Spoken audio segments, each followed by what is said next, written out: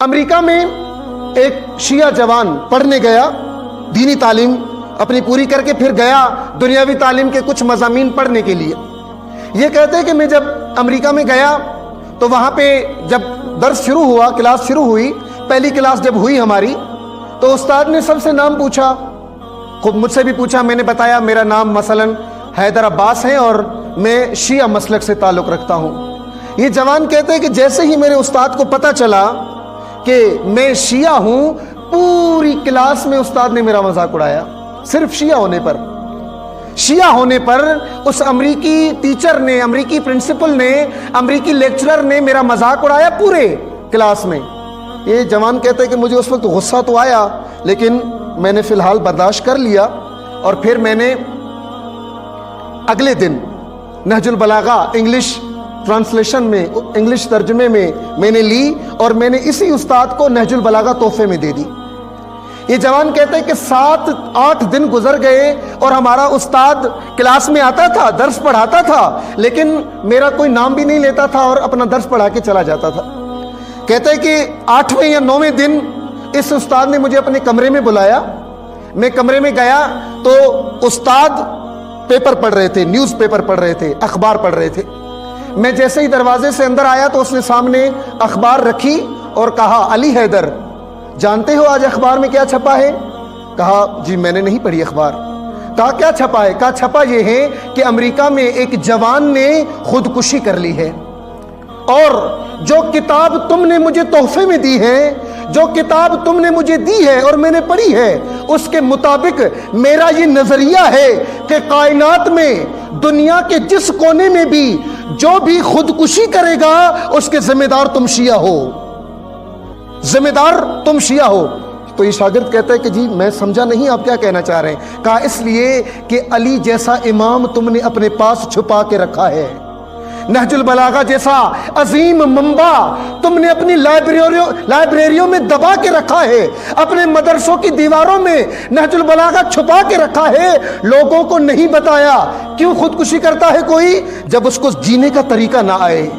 خودکشی کیوں کرتا ہے کوئی؟ جب وہ دنیا سے تنگ آ جائے۔ کہا جو زندگی گزارنے کے اصول علی نے نہج البلاغہ میں بیان کیے ہیں، اگر دنیا کو وہ اصول پتہ چل جائے، کوئی خودکشی نہیں کرے گا، کوئی خودکشی نہیں کرے گا۔ اس کے ذمہ دار تم شیعہ ہو۔ کیوں؟ کیونکہ تم نے نہج البلاغہ جیسا عظیم منبع اپنے پاس چھپا کے رکھا ہے۔ بلکہ میں اس بات کو اور بڑھاؤں، کائنات میں جہاں بھی ظلم ہوگا ذمہ دار ہم شیعہ ہیں، کائنات میں جہاں پر بھی بے عدالتی ہوگی ذمہ دار ہم شیعہ ہیں، کائنات میں جہاں پر بھی کسی کی ناموس پہ حملہ ہوگا ذمہ دار ہم شیعہ ہیں۔ کیوں؟ کیونکہ ہم نے نہج البلاغہ لوگوں کو بتائی ہی نہیں بتائی۔ ہم نے علی کا تعارف کیسے کروایا؟ جشن میں کیک کاٹ کے۔ ہم نے علی کا تعارف کیسے کروایا؟ بھنگڑے ڈال کے۔ ہم نے علی کا تعارف کیسے کروایا؟ گانے کی دھنوں پہ منقبت بنا کے۔ یہ ہم نے علی کا تعارف کروایا۔ یہ نہج البلاغہ پوری دنیا میں عام کرنا ہمارا کام ہے۔ یعنی جب عدالت کسی نے سیکھنی ہو اس کا منبع نہج البلاغہ ہو، اگر کسی نے علم سیکھنا ہو اس کا منبع نہج البلاغہ ہو، اگر کسی نے سیاست سیکھنی ہو اس کا منبع نہج البلاغہ ہو، اگر کسی نے وقار سیکھنا ہو اس کا منبع نہج البلاغہ ہو۔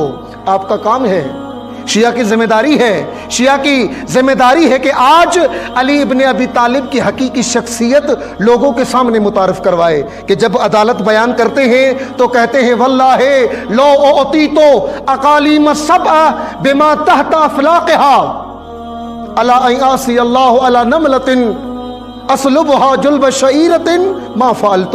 فرمایا اگر تمام دنیا، ساتوں بر اعظم تمام دنیا اور جو کچھ زمین اور آسمان کے درمیان میں ہے، اگر سب کچھ علی کو دے دو اور اس کے بدلے میں علی سے یہ کہو کہ ایک چونٹی کے منہ سے اپنا لقمہ چھین کے علی لے لے، تو پھر بھی علی یہ کام نہیں کرے گا۔ یہ عدالت ہے۔ سیاست کیا ہے علی کی؟ کہ جب انبار نامی شہر میں بسر ابن ابی ارطاط نے حملہ کیا اور حملہ کر کے یہودی عورت کے پاؤں سے پازیب چھین لی، علی نے خطبہ دیا اپنے ہی مسلمان فوج کو۔ کیا فرمایا؟ فرمایا کہ لو ان امرا مسلما مات من هذا اسفا ما كان به ملوما، بلقان اندی جدیدہ، فرمایا مسلمانوں کے دور حکومت میں ایک یہودی عورت کے پاؤں سے پازیب چھین لی گئی۔ مسلمانوں، اگر اس یہودی عورت کے پاؤں سے پازیب چھیننے کا واقعہ سن کر اگر کوئی شرم کے مارے ڈوب کے مر جائے، علی تعجب نہیں کرے گا، علی تعجب نہیں کرے گا۔ بتاؤ علی کی عدالت، دکھاؤ علی کی عدالت، دکھاؤ علی کی سیاست، بتاؤ علی کا علم، تاکہ دنیا سمجھے کہ علی کس ہستی کا نام ہے۔